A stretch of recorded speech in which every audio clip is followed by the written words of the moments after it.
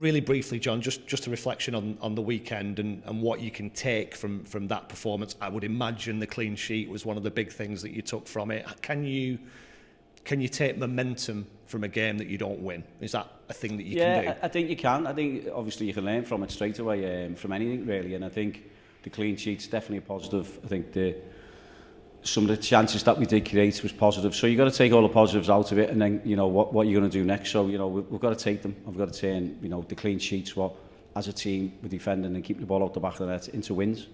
And that's what we're trying to do now going forward. More than pretty much anybody this season, you know about juggling league and cup.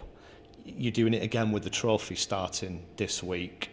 Does your mentality remain similar to the way it was for the League Cup, that this is an opportunity to manage minutes and give players game time who perhaps are either new to it or need those minutes for fitness purposes? Yeah, you're spot on, Dan. That's exactly what it is, and that's what it will be. And it will be an opportunity for lads again to go and showcase themselves and stake a claim for the shirt. And it gives them that chance tomorrow. And it's a game that, you know, that realistically you can get to Wembley with, you know, sort of when you progress. So that's our plan tomorrow, to go to Fleetwood and try and win a game of football.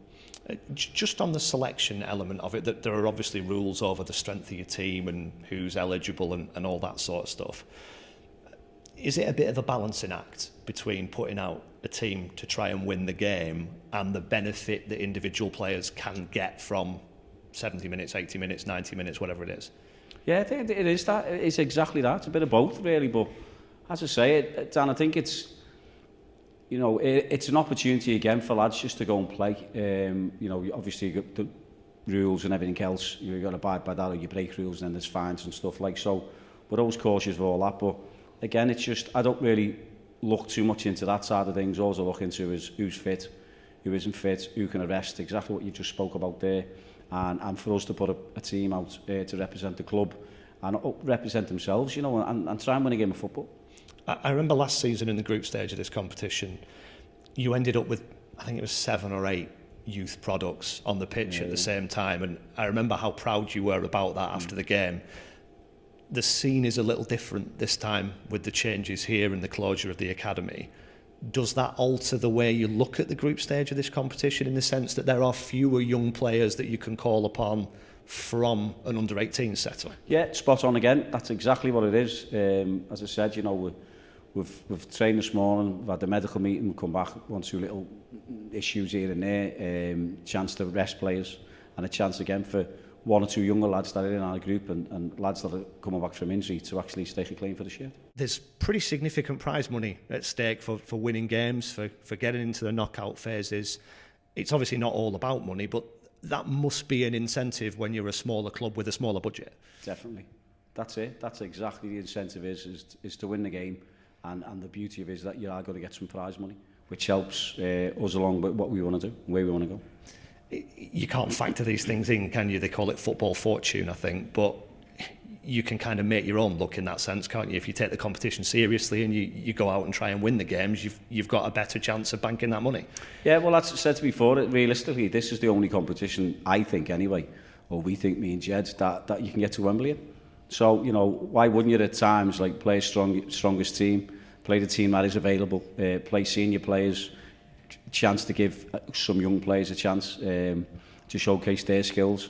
So at the end of the day is that's what we'll do, and you know, it's a chance for us to go and win a game of football and realistically, hopefully, fingers crossed, get to Wembley. It's a team from your division, it's a team from Lancashire and all that comes with that local rivalry. What have you made of Fleetwood under Pete Wild this season? Yeah, very good start, haven't he? Really good start. It's picked up some really good points.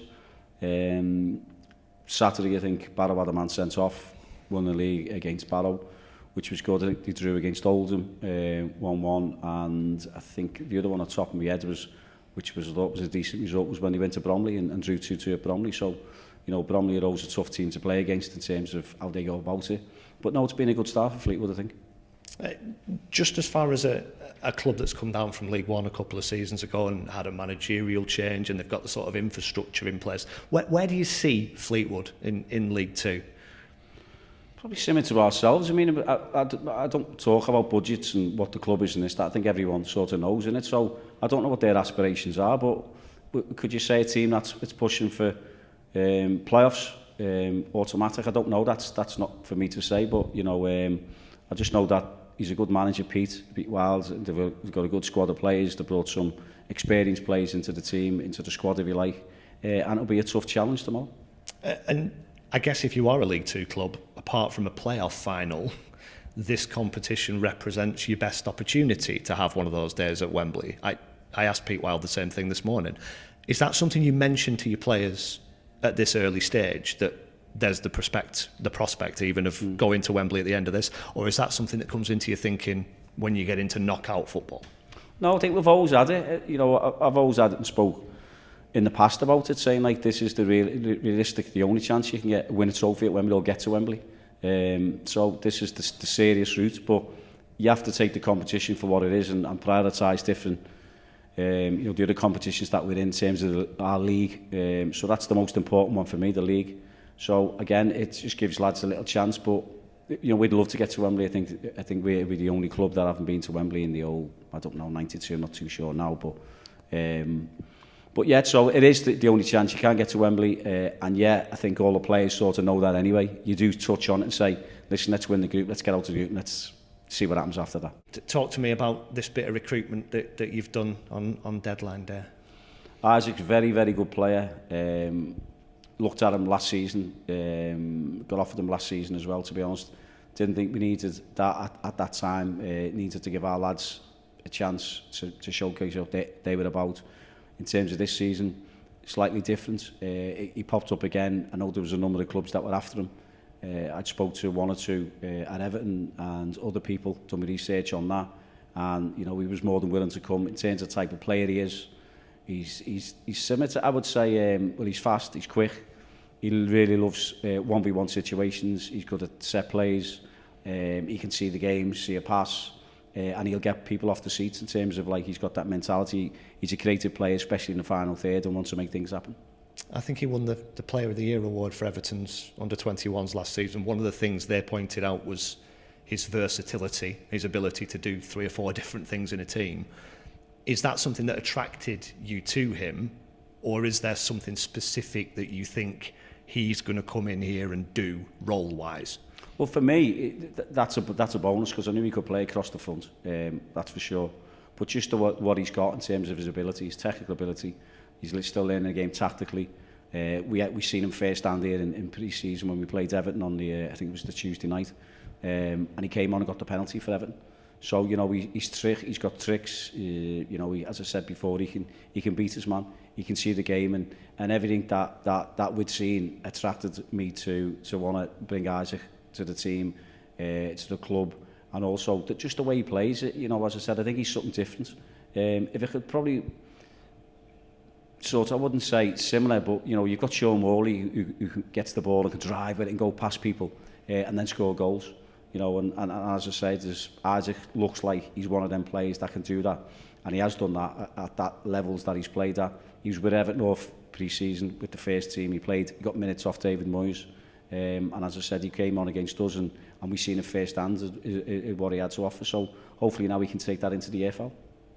How do you enjoy deadline day? I know some managers love it and some hate it. Where do you stand? I think when you get what you want and you're speaking to people, I think it's good. But when you don't and you're getting frustrated and, you know, people are just, you know, sort of dragging their heels with things or trying to get the best deal somewhere else first and stuff, that's really frustrating, you know, but it's part of the job. I mean, it's you know, you get up Sunday morning and plan to go and do something, and you don't do anything at all on the Sunday, because once you take one phone call, that's it, it's done.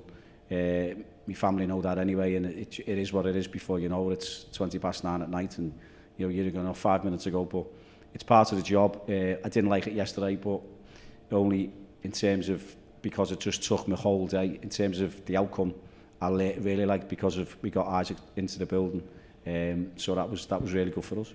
Are you happy with the makeup of the squad now? There's quite a lot numbers-wise, but I guess there's a lot of range of experience within that. Is it potential that some might go out, or is it going to be, this is what you're working with? Well, I think we have to just settle down, you know, and just wait for it to close, and then, you know, have a plan for whoever, which originally had plans for players to say this could happen to them and this could happen to him. And then, you know, for instance, I spoke about Josh Smith.